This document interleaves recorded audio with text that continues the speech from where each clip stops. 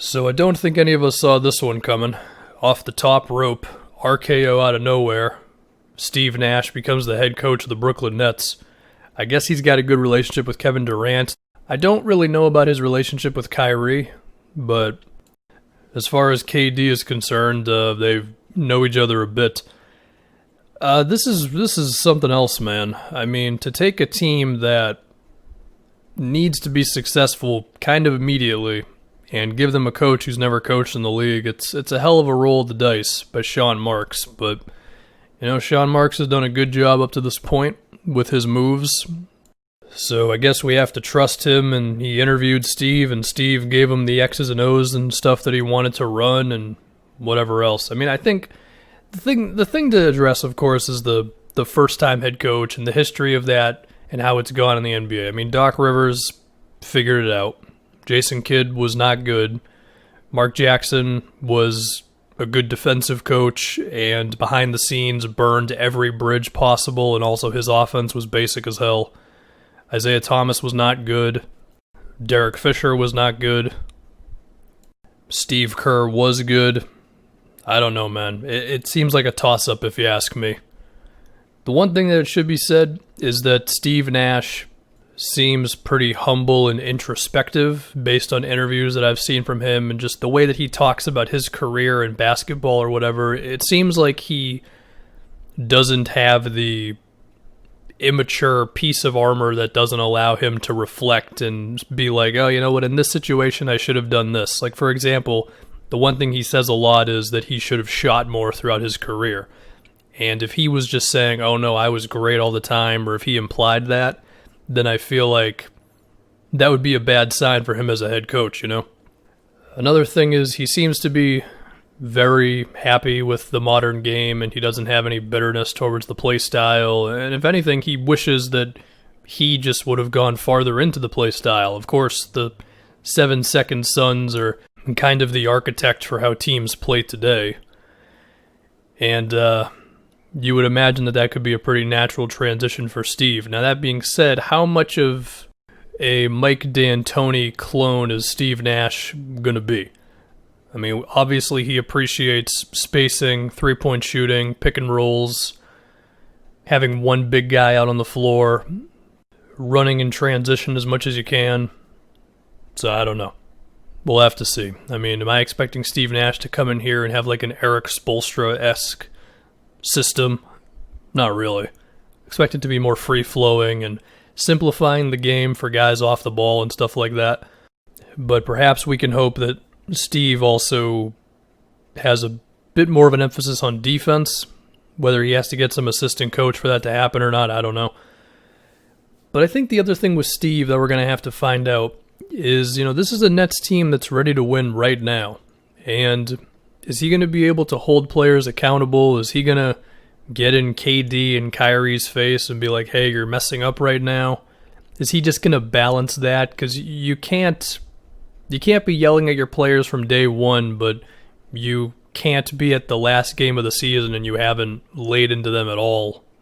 Not even in like a full-blown shouting match or something that comes out to the media, but just in the sense of like, hey guys, we got to be better at this, this, and this. Basically what I'm asking is Steve Nash too nice to be a head coach?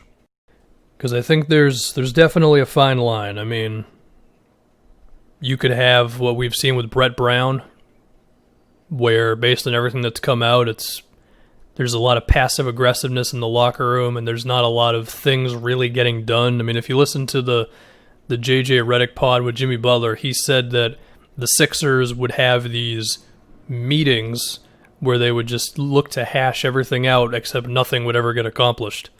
And, I mean, you've got to blame Brett Brown for some of that.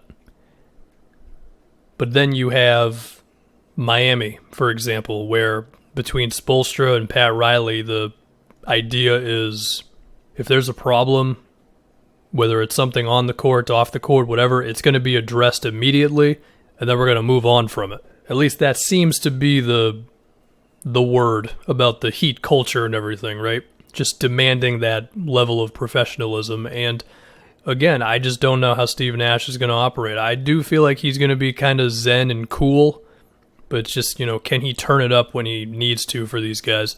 The other thing also, and this is something that you just don't know about a guy until he's really coaching, is how much does he really know about the players around the league? Like, I'm sure that Steve Nash has not become bitter about the modern NBA. I don't think he's one of those retired players.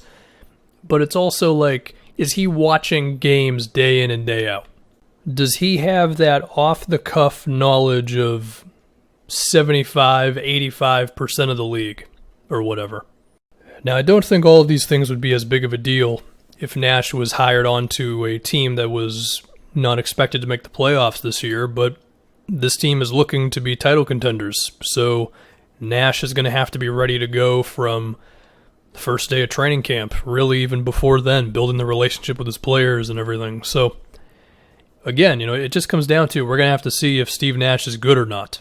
I mean, how is he going to deal with potential young players like Taurean Prince, who probably doesn't have it totally figured out yet, but you'd think with veterans around him and stuff, he could be good. I mean, my idea of Steve Nash is that he would be a little lenient with a player who's had a tough stretch or whatever. I don't think he'd be like Thibodeau and just pull him immediately or whatever, 6 games into the season if he's blowing some defensive rotations.